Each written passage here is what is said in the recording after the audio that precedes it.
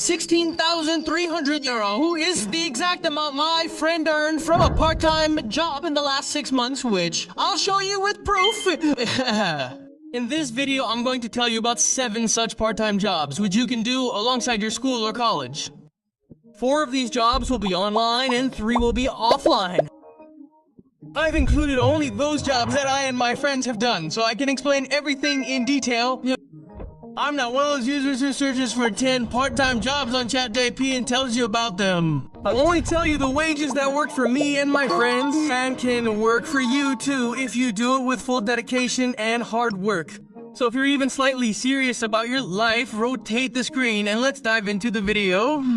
The earning potential of all these jobs is different. Some jobs can earn you enough to buy a laptop, some enough to buy a new mobile phone, and others enough to cover small expenses like mobile recharge. You can choose any of these jobs based on your needs.